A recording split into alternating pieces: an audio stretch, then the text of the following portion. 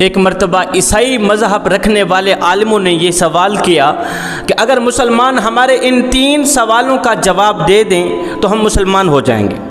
اگر مسلمان ہمارے ان 3 سوالوں کا ٹھیک درست جواب دے دیں تو ہم مسلمان ہو جائیں گے۔ وہ 3 سوال کون سے تھے؟ پہلا سوال کہ اللہ تعالیٰ اس وقت کیا کر رہا ہے؟ دوسرا سوال اللہ تعالیٰ سے پہلے کیا تھا؟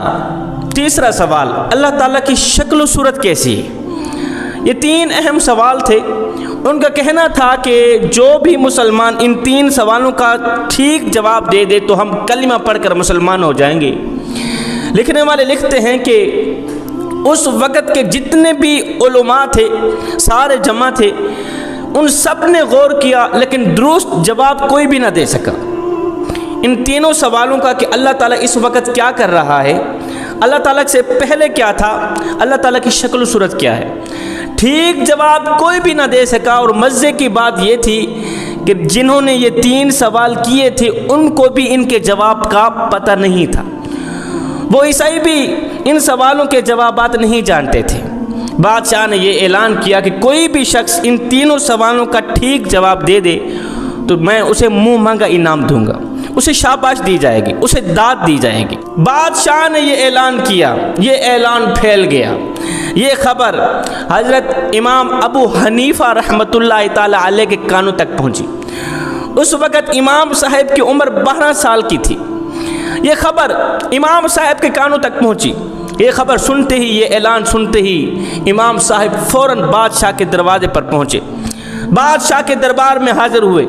آ کر کہتے ہیں بادشاہ سلامت، آپ کے ان 3 سوالوں کا جواب ایک میں ہی ٹھیک سے دے سکتا ہوں، درست جواب میں ہی دے سکتا ہوں۔ بادشاہ حیران رہ گیا کہ اتنے بڑے بڑے عالم دین بیٹھے ہیں، سب نے غور کیا ہے، کوئی بھی درست جواب نہیں دے سکا، کوئی بھی ٹھیک جواب نہیں دے سکا۔ یہ 12 سال کا بچہ کیا دے گا؟ حیرانی کے عالم میں گمسم ہو کر بادشاہ نے کہا ٹھیک ہے تو جواب دے۔ امام صاحب نے کہا جواب دینے سے پہلے مجھے بتایا جائے کہ یہ سوال کون کر رہا ہے؟ بادشاہ نے کہا یہ سوال میں کر رہا ہوں۔ امام صاحب بولے پھر بادشاہ سلامت آپ تخت سے اٹھیں، عام لوگوں کی صف پر آ جائیں، جہاں عام لوگ کھڑے ہو کر آپ سے سوال کرتے ہیں، اور مجھے تخت پر بٹھایا جائے جہاں آپ بیٹھ کر انصاف کرتے ہیں، جہاں آپ بیٹھ کر لوگوں کو جواب دیتے ہیں۔ یہ بات تو بڑی ہی سخت تھی۔ بادشاہ مرتا کیا نہ کرتا، ان مشکل ترین سوالوں کے جوابات سننے کے شوق میں بادشاہ تخت سے نیچے اترا، عام لوگوں کی صف میں کھڑا ہو گیا، اور یہ 12 سال کا بچہ حضرت امام ابو حنیفہ تخت پر بیٹھ گئے۔ بادشاہ عام لوگوں کی صف میں کھڑا ہے۔ ہاں بادشاہ اب بتا کون سا سوال؟ بادشاہ نے کہا میرا پہلا سوال ہے، مجھے بتایا جائے کہ اللہ تعالیٰ اس وقت کیا کر رہا ہے؟ اللہ تعالیٰ اس وقت کیا کر رہا ہے؟ اب امام صاحب کی عقل مندی دیکھیں، امام صاحب کی عقل مندی کو سلام۔ اتنے بڑے بڑے عالم دین بیٹھے، کوئی بھی درست جواب نہیں دے سکا، بادشاہ کو قائل نہیں کر سکا، بادشاہ کو امپریس نہیں کر سکا۔ امام صاحب نے اپنی عقل مندی کا مظاہرہ کرتے ہوئے، 12 سال کی عمر ہے امام صاحب کی، امام صاحب نے کہا بادشاہ سلامت مجھے لگتا ہے آپ عقل مند نہیں ہیں، اگر آپ کے اندر تھوڑی سی بھی عقل ہوتی تو میں پہلے سوال کا جواب تو دے چکا ہوں، آپ کو میں نے نیچے اتارا ہے، خود تخت پر بیٹھا ہوں، صرف آپ کو نیچے نہیں اتارا، صرف میں تخت پر نہیں بیٹھا، میں نے آپ کے پہلے سوال کا جواب بھی دے دیا ہے، اگر تو عقل مند ہے تو۔ بادشاہ نے کہا وہ کیسے؟ امام صاحب نے کہا بادشاہ سلامت آپ کا پہلا سوال ہے کہ اللہ تعالیٰ اس وقت کیا کر رہا ہے؟ سن بادشاہ سلامت، اللہ تعالیٰ اس وقت یہی کر رہا ہے کہ بادشاہ کو عام لوگوں کی صف میں کھڑا کر رہا ہے اور ایک 12 سال کے بچے کو تخت پہ بٹھا رہا ہے۔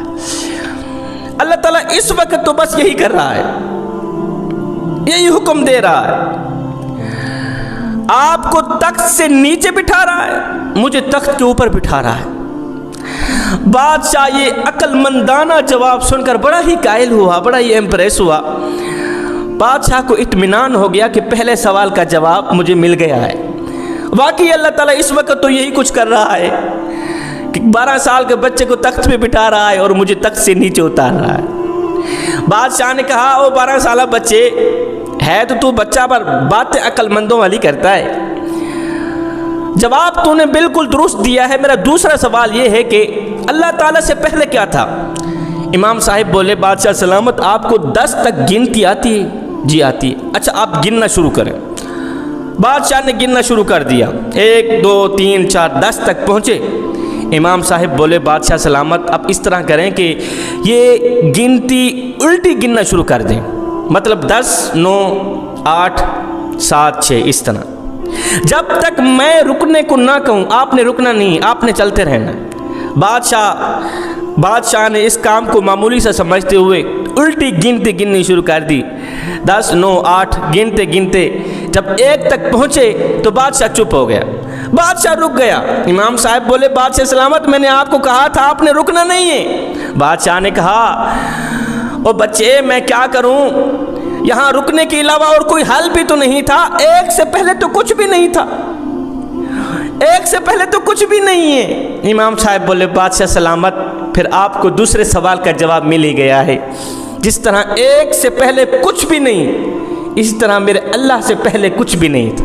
بادشاہ سلامت یہی تیرے دوسرے سوال کا جواب ہے، جس طرح 1 سے پہلے کچھ نہیں، اسی طرح میرے اللہ کی ذات سے پہلے بھی کچھ نہیں، ایک میرا اللہ ہی ہے، اول بھی وہی ہے آخر بھی وہی ہے۔ اب بادشاہ کو امام صاحب کا یہ جواب بہت ہی پسند آیا، بادشاہ کو دلی طور سے اطمینان ہو گیا کہ واقعی میرے دوسرے سوال کا جواب بھی مجھے مل گیا۔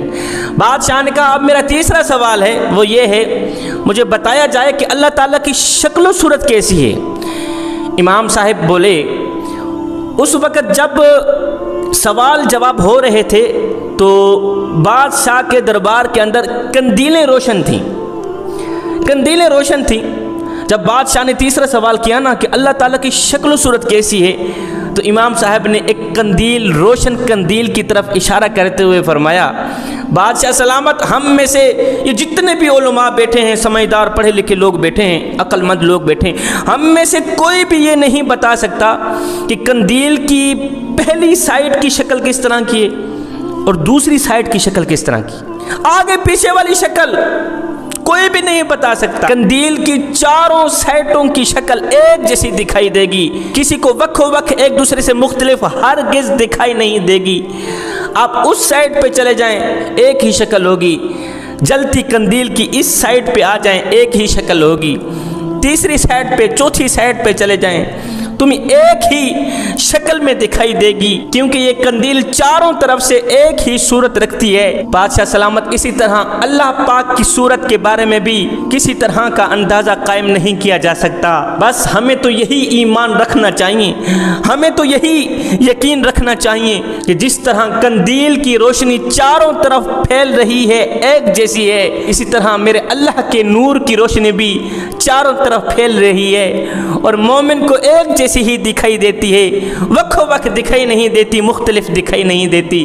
جوانوں، عقل مندی بھی اللہ تعالیٰ کی طرف سے ایک بہت بڑی نعمت ہے، ایک بہت بڑی دولت ہے۔ عقل مند انسان کسی جگہ پر بھی مار نہیں کھاتا، عقل مند انسان پڑھے لکھے سے بھی زیادہ تعلیم یافتہ ہوتا ہے۔ وہاں بہت بڑے تعلیم یافتہ لوگ بیٹھے تھے، علماء حضرات بیٹھے تھے۔ امام صاحب کے پاس کتنا علم تھا اس وقت جب امام صاحب کی عمر بھی 12 سال ہے۔